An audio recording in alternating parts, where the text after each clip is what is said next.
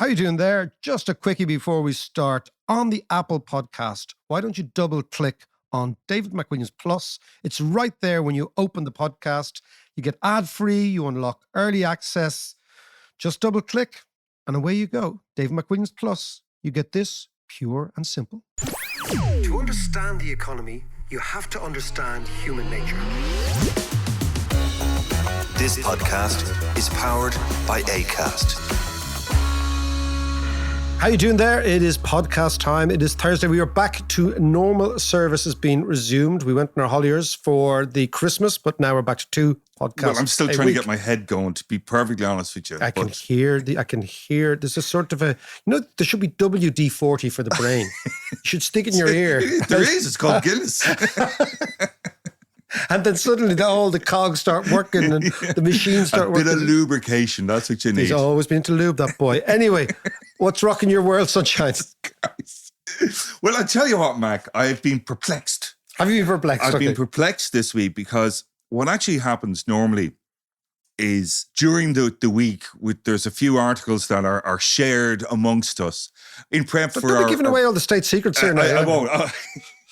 But anyway, there was this one that came in that Mac sent me, and I was reading it, and then I read it again, and then I tried to read it again, and I was a little bit perplexed trying to understand. This is the Martin Khaled one. Exactly. And he's talking about the Goldilocks moment in economics. But essentially what he's talking about is, what's actually happening in the bond markets and the stock markets and all that kind of stuff. Yeah. And then he's also talking about the job figures in the US and the wage growth figures and all, and he's trying to describe what's going to happen in 2023 as a result of all of this and trying to look ahead. And I'm looking at it going, I get all those little bits individually, but there are so many moving parts in all of this that I'm kind of going, John, how can you come to a conclusion of what the hell's going to happen? If economics was easy, everyone would be doing it. The problem is everyone is doing it, right? But most people don't have any idea what they're doing. That's down in Conway's doing it. They're doing it in every boozer. No, just to give you a bit of background. What is happening right now, John, is there is a sort of a change in where people think the economy is going. So up until last week, there was a perception that what was happening was the following. Inflation was continuing to rise. Real interest rates, which is the difference between the nominal rate of interest, which is the one you see like 5% or 6%, right? That minus the rate of inflation is the real interest rate. That's where the squeeze comes. Yeah. Now, what has been happening over the last many years is that the rate, even though interest rates are rising, real interest rates are still negative because the rate of inflation is higher, right? So then the question is, if central banks want to make real interest rates positive, they have to push up the rate of interest to maybe 10%, right? Right. That's what was spooking everybody because the perception was inflation would continue to rise. Now, in the last couple of days, really, weeks or days, have been a slew of data that suggests that maybe this is not the case.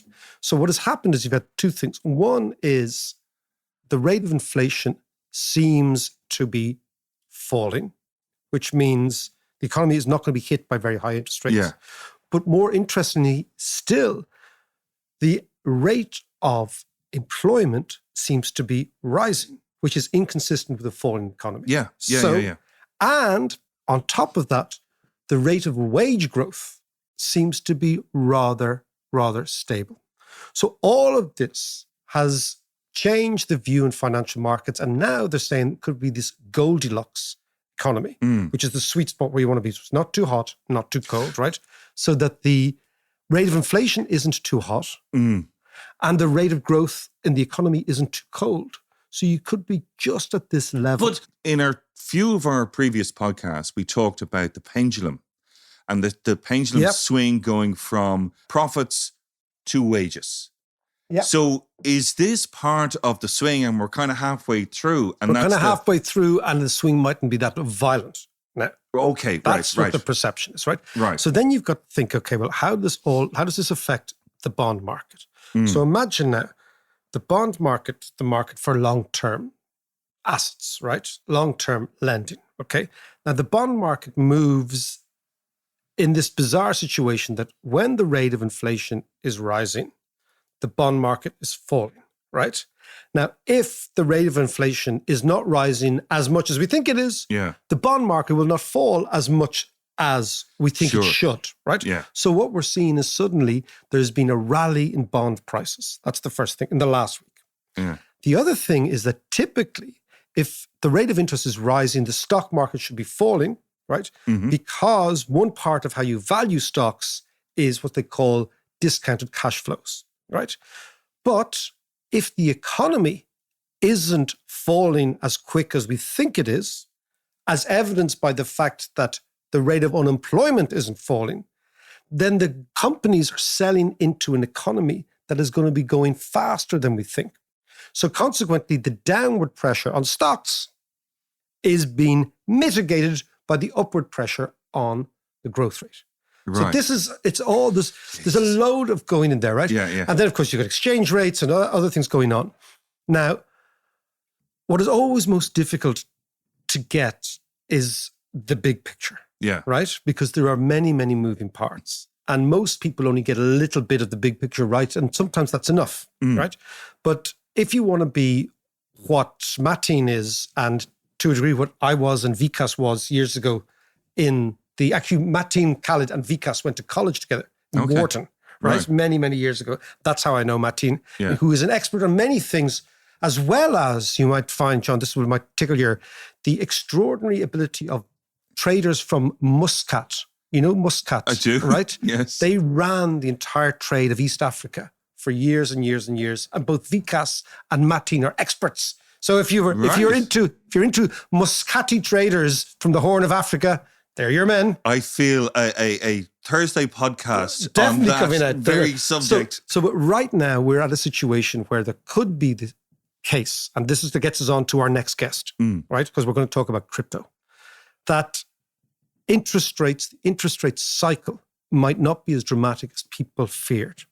And therefore, the rate of increases that people expect next year might not come to pass. Now, that would change profoundly the perception of risk and risk assets in financial markets, number one. But number two, for people listening to the podcast who are worried about their mortgage, it affects how far their mortgage will increase. It affects their monthly payments. So it's all of a piece. Everything's related because as we've said, the rate of interest is the foundational price of financial markets. And financial markets can be as esoteric as the bond market or stock markets are as grounded as your mortgage. And that's what links them all together. Yeah. Jesus. John's going back to school and he's not liking it. He's actually got tonsillitis. It's Monday morning. I've got more Eckert to do. He's got more Eckert to do. But look, the whole podcast is about Eckert. But when we finished at the end of Tuesday's podcast, we spoke about how these interest rates falling, perhaps if they fall, and perhaps there might be cheaper money in 23, and how that might affect everything, but including crypto. Right. So let's talk crypto. Before we get there, when we started this podcast nearly 3 years ago, we did a couple of episodes on crypto. And one of the things that you did say at the time was, I'm not sure about crypto. Let's have a look at it. And over that time, we have been looking at it. I know you've been studying, writing your book and all the rest. And you have come out going, it's a Ponzi scheme. Well, thank you, John. No, I think what I always said at the start was, I can tell you about one thing about crypto. It's definitely not money. Yes. That's what I always said. Yeah. Right? But it's a speculative asset. And if you're into gambling, go for it, right? But it is not money.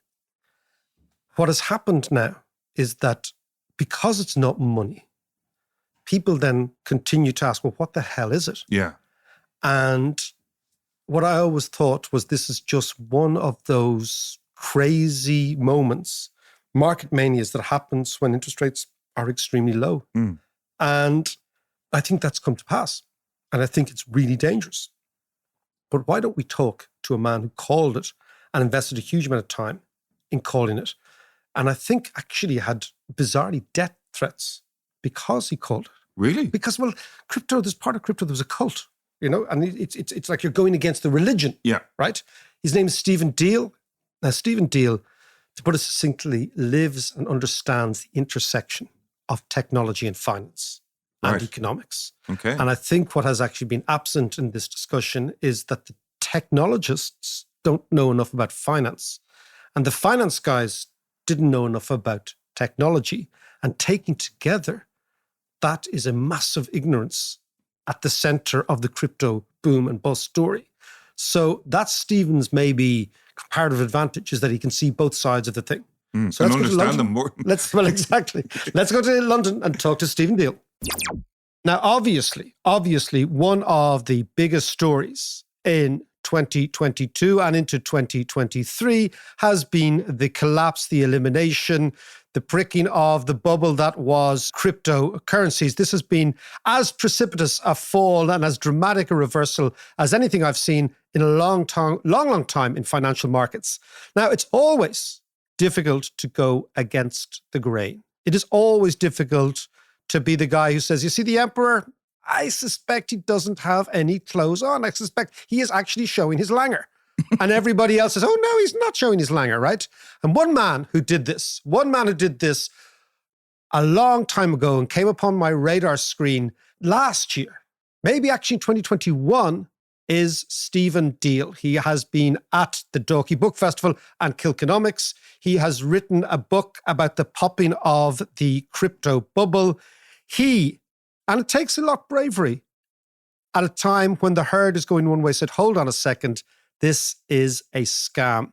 Crypto is a scam. Stephen is on the line from London. Stephen, how are you? Good to see you. Hi, David. Lovely to be here today. Stephen, tell me now, you are a techie guy, right? You started as a tech guy. You studied physics in the States. You started working on the tech side.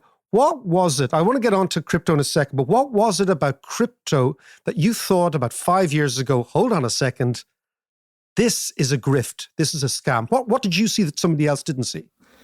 Yeah, so my background is, I've been working in software industry for about 15 years now, usually kind of at the intersection of technology and financial services. So I happen to have this sort of weird confluence of knowledge where I understand enough about financial markets, about economics, and about the software itself. And crypto happens to be at the weird center of all three of these different domains. And at least in my profession, crypto is sort of this sort of crackpot fringe thing that's been existing for about 10 years now.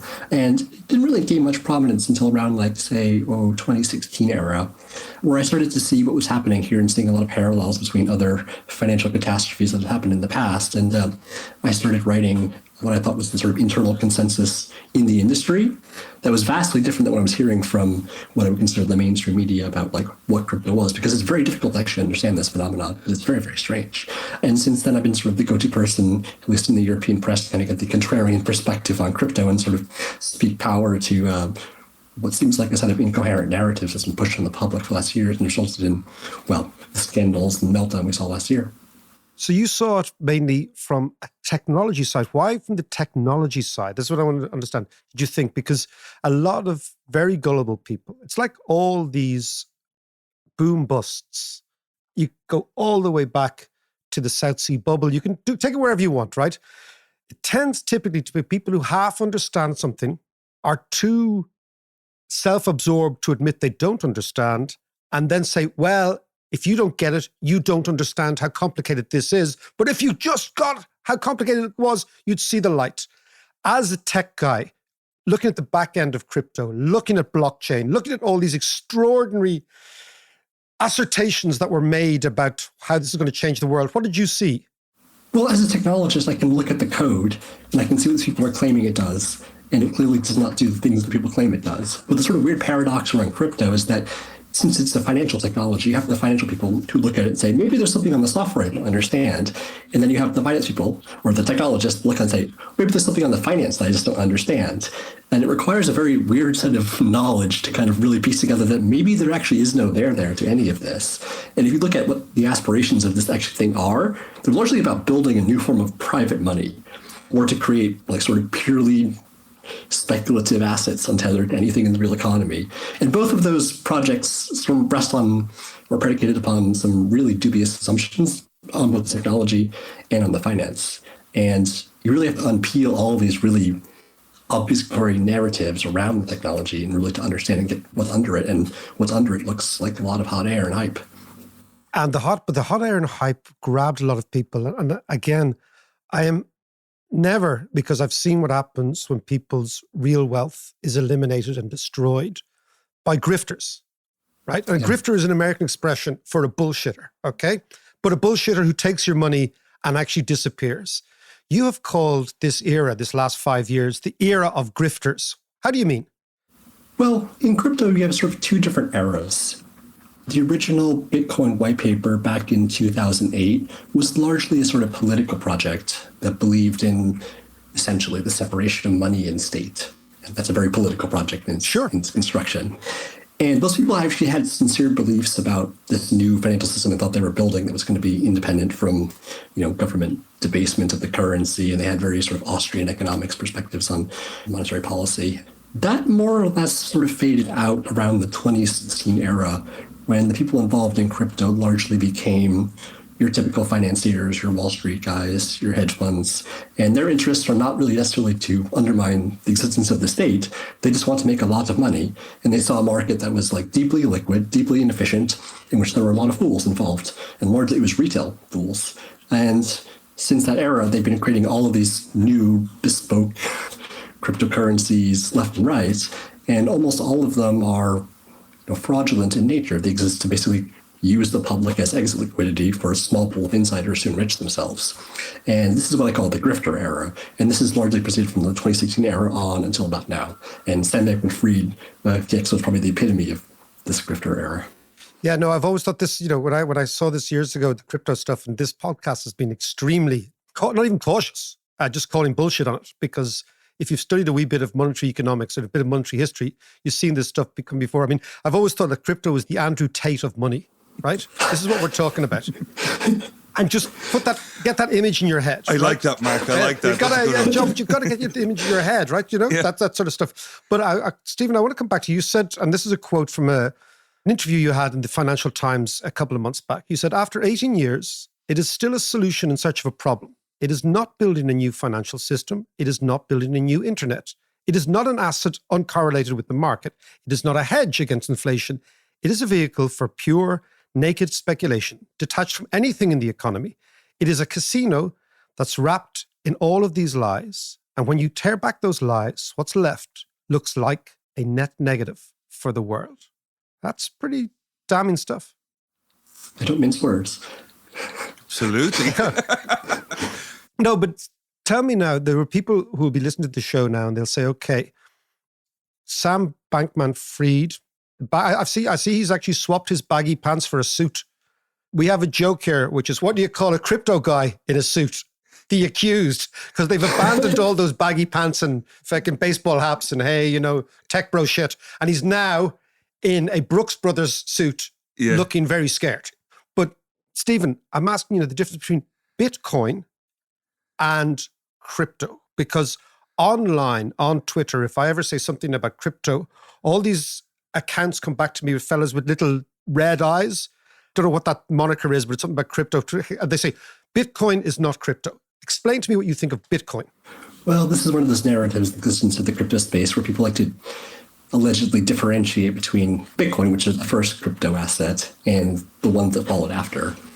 And from first principles, there is some truth to what they're saying. Like, it was the first one, except there's not a meaningful distinction between Bitcoin and the rest of these crypto assets in any kind of meaningful financial sense.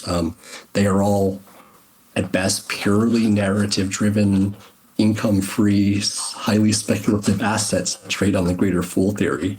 They have no underlying cash flows. They have no intrinsic value. And they have no fundamentals. And this is true for all of crypto. So yes, Bitcoin is the first one of those things, but it's not meaningfully different in any way. I mean, until it represents a legal claim on some sort of future cash flows or pays a coupon or has a legal claim on some underlying assets, its fundamental value should be precisely zero. So Bitcoin is not meaningfully distinct from the rest of the cryptography system because all of it is completely fundamentalist. Now, it's interesting. You talk about narrative because it's all, during a boom, the person with the best story wins for a while. for a while. And the person who believes the best story wins for a while until the story hits basic ideas. Does it have a cash flow? Is there an income? Is there an investment strategy? Am I buying anything real? What am I actually buying here? So let me ask you about Bitcoin. It's been hovering around $15,000, which in itself is a momentous amount of money. Why doesn't it go to zero if it's all narrative based? Well, there's no fundamental reason it should have a value of 15,000. There's no fundamental reason it should have any value in particular. I would chalk it up to the fact that markets are not always rational. We've seen this malady of capitalism throughout, since the South Sea bubble, when people, start trading things completely untethered to their fundamentals. And it's basically just a more surreal form of tulip mania for the internet era. And I don't see any fundamental reason why Bitcoin should have any particular value, because it doesn't represent a claim on anything. It is not really an investment in any meaningful sense. It's a pure speculative vehicle for, basically gambling how many other people are going to be involved with this get-rich-quick scheme. And if that's your cup of tea, then okay. But then there's certainly a certain amount of capital in the world that will chase this as a pure gambling exercise, and that can explain a lot of it. Also, its ability to be used in sort of crime, sanctions evasion also generates a certain amount of demand for it. But those things are generally a net negative for the world. And it's on a random walk to zero by a path that none of us can actually predict. But fundamentally, if you believe in the efficiency of markets, it should eventually end up at zero at some point. Now, Stephen, can I ask you about something else, which is the demography? Because it strikes me that this has really gripped people under the age of 40 around the world, usually men, usually under the age of 40. And that also coincides with some big demographic, political, economic, social forces that are at work. One of which is that, and that's your generation, Stephen, one of which is that your generation has been locked out of the wealth generative side of the housing market. So people in my generation bought their houses, sat in their houses, they went up, and to a degree, and you'll hear many people in my generation say, well, this is my pension. So that's number one. Your generation is locked out of that. Number two, in the jobs market, there's a much more fluidity of jobs. There's a more of a, what they call the precariat, people on a slightly precarious existence. And number three, there's a sort of an anti-establishment feeling of like, screw you, you guys destroyed our future by bailing out banks, by destroying the world in 2008. You guys didn't pay for it properly. And consequently, we are anti-establishment. We are anti-globalist. We are looking after ourselves. We want to create wealth. This was our time. This was our opportunity. Can you understand in a way, because you've kind of deconstructed it from the intellectual, the financial, the economic side. Can you understand how so many young men got involved in this? Because I know in the Irish case, there's some data. Now, always data is always, every, as I always say, every statistic has an agenda, right? But in the Irish case, I read something that about 500,000 people were exposed in some way in this country to some form of crypto. Can you understand why that happened? Absolutely. I think you have to have a certain empathy for these people because in a lot of situations, they were doing this as an act of desperation because the macro environment that they find themselves in, particularly in my generation, is genuinely quite challenging to navigate. When I was at Tokenomics in Ireland, I was taking a cab from Dublin Airport to the conference, and I was talking to the cab driver, and he was telling me about how he had dumped, I think, 20,000 euros into a crypto asset and had lost everything in the collapse. And we got to talking about this because I was telling him I was going to speak at David's conference and talk about crypto. And, he explains his rationale to me. It's like, okay, this is a lottery ticket. And quite frankly, if I put everything in an index fund, I'm maybe going to get 8% a year for, the next, 10 years. That's not enough for me to ever buy a flat in this country. And a lot of people in my generation have been completely shut out of the housing market, and they don't really have a mechanism to generate wealth. So what they're looking for is like assets which have an extreme amount of risk and a possibility of a parabolic upside. And in some ways, that's extremely economically rational. The only problem is that the underlying thing that they're investing in fundamentally just pays out old investors from new investors. It has precisely the same economics as a Ponzi scheme. And so money will slosh around, but no actual wealth is actually being created in the system. It's pure zero sum. Any money that one person makes off of crypto is ultimately money that somebody else has lost. So on a net aggregate for society, this is just shifting money from different hands to other hands. And spoiler alert, mostly the hands that it's shifting into are people that are in the technology industry or wealthy financiers already. And so from a pure macro perspective, crypto looks like a wealth transfer from generally the working class to the already wealthy, people that can manipulate the markets, who have the capital to launch these projects and to create sort of predatory investments that prey on the poor. And that's why I have a lot of problems with crypto. So I fully understand the kind of cultural context in which these things exist, and that's very real. The desperation that people feel in the cost of living crisis and with inflation hitting these days should not be underestimated. And also the distrust of institutions out of 2008 is also a very real phenomenon that crypto has sort of latched onto. Absolutely. I don't want to understate that. No, but what you're saying is that ethically, there were warning signs on your ethical horizon, as well as just your technological ability and financial ability. You were saying ethically, hold on, this looks to me like a transfer of wealth from poor young guys to rich old guys. Yeah. Wow. John, you were going to come in? Stephen, can I just ask you, just from a technology perspective, I know you're saying that there's no intrinsic value in Bitcoin or cryptocurrencies in themselves, but the technology behind it, the blockchain, that's one of the other narratives we hear all the time about how valuable blockchain is. And even if cryptocurrencies collapsed and disappeared tomorrow, blockchain, the base technology, would still survive and that's where the value actually is. Can you just explain a little bit more to me about that technology itself? And does it have the value that people are talking about? So blockchain, the so-called underlying technology, is one of these memes, and it's largely part of the crypto narrative. Blockchain is effectively a very slow database that can be shared between different participants in a trustless way. That's an interesting thing. It just doesn't have many direct applications. Blockchains have been around for 40 plus years in computer science. They're not a panacea for very much. They have some very, very, very limited applications, but it's really only since crypto assets came about in 2008 that there's actually been any kind of interest in this stuff. And people have been trying to apply blockchains everywhere in financial services, to logistics, to accounting, to supply chain management.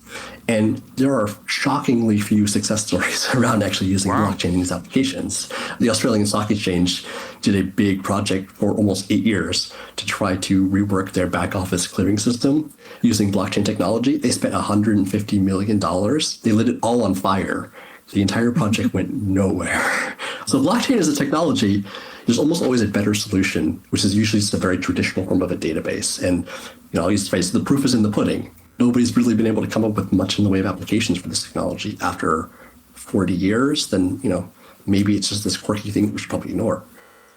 Yeah, and also I would say that, blockchains, that it's a tally stick technology, which has been around for many thousands of years. Not 40 years in computing, but thousands of years in the real world. It's in effect a clearinghouse. That's all it is. And if the clearinghouse works and the original clearinghouse is working, well, then you have to have some bizarre conspiratorial view of the whole world in order to say that blockchain is better than what exists at the moment. And I think that's part of the story. But it's the last piece of bullshit that is hanging from this story. Yeah, but it's supposed to be fraud proof and all that kind of stuff. Yeah, but it's not. You just have Sam Bankman-Fried. The biggest frauds have just been perpetrated in this fucking world. Yeah. This is the whole thing. Okay, Stephen, before you go, I just want to ask you one last thing. It's very, very clear that all this excitement about the new world and new money and the future is a function of the credit cycle. Okay, and it's a function of the fact that money is very, very, very cheap. The cost of getting involved in this stuff, and even the cost of losing this stuff, is actually reasonably modest vis-a-vis what would happen when the cost of money and the credit cycle turns. Now, I'm going to ask you before you go, do you think that if, for example, the rate of inflation worldwide is being overestimated and it begins to fall quickly, as a lot of the leading indicators would suggest it is, and the Feds and the European Central Bank and all that crowd decide, inflation is not a problem, we might even go back into a rate cutting cycle 24 months from now. Okay? I think that's probably highly likely. Highly, highly likely. Do you think this creature which has been dead, this moribund, this kind of financial Frankenstein, will re-emerge if interest rates fall? I will quote Nassim Taleb from the conference they spoke to at economics, and he referred to Bitcoin as a tumor of zero interest rate environment. This kind of metastasized out of the cheap abundance of money, which has nowhere else to go. And you see this sort of cancer popping up in markets everywhere, like the everything bubble of the last couple of years. Crypto is largely the symptom of that. It just happens to be one of the most strange pathological instances of it because it's an investment that really there's no there. There's no underlying. It's a pure naked speculation detached from anything in the real economy. It's really a race between if regulators can get their hands on the crypto bubble and a lot of scams that have been propagated in the last year, or whether they can curtail it expanding in the next cycle. Because if interest rates go back down, there's no reason that there won't be a lot of more speculative cash sloshing around looking for some place to go. And that could go into crypto, theoretically. And then we'd be back to exactly the same kind of cycle with the same new set of actors like Sam and a new set of institutions that will cascade and fail. And it's probably not where we want to go as a society. Stephen Deal, as always, it's been a pleasure. And I'll talk to you very soon. So, Stephen, thank you very much. Talk to you soon. Thanks, David. Cheers. That is one of the most interesting discussions on crypto we've had.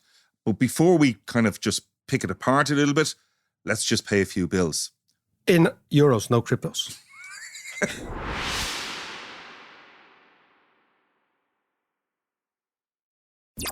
There's loads to talk about there. Yeah. And I know we'll come back to it over It's various a good one different... to kick off the first week or second week of January. Absolutely. But let's just pick on just one or two little bits. Yeah. But one of them which I was really interested in, which is the very first time I heard it, was somebody dissing or questioning.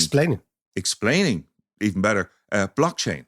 And I've said that before. My vague understanding of blockchain is like, even if the cryptocurrencies fall away, we'll still end up with blockchain and it'll give rise to other things. But he's saying, I told you you were wrong then too. You never listened to me, man. I never listened to you. I know.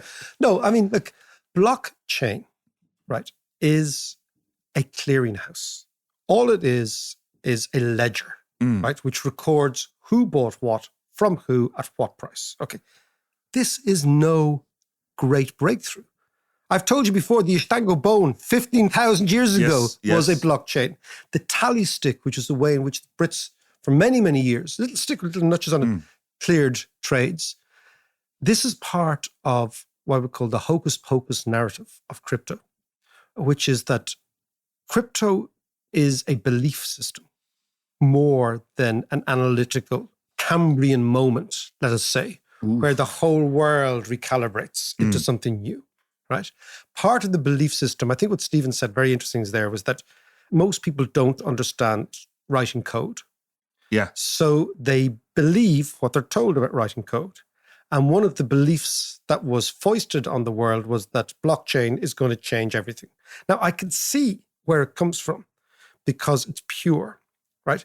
So if you believe in blockchain, you also have to believe that the world is profoundly corrupted, that the banking system is profoundly corrupt, that your government is out to get you, that your money is going to be lost, that someone is going to rob you, etc. Now, most of the evidence is you're mainly robbed by the crypto people, right?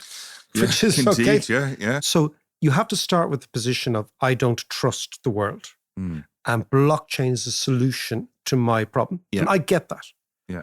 But it means that you're beginning your worldview from a perception that everyone is crooked, right? That everyone's out to screw you. That could be right.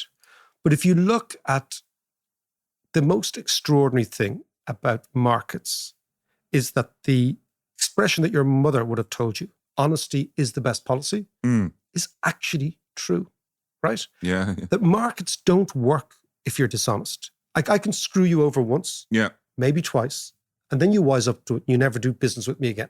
So unless this is why reputation matters enormously in business, right? Yeah. So for markets to work, reputations have to be intact. And for reputations to be intact, trust has to be something, right? If your starting position is, I don't trust anyone, well, that's fine.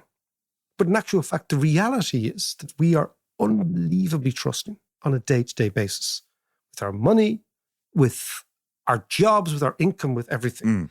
And the reality is, yeah, there are frauds, and we've talked about frauds, but they're still unusual events. They're not the main thing.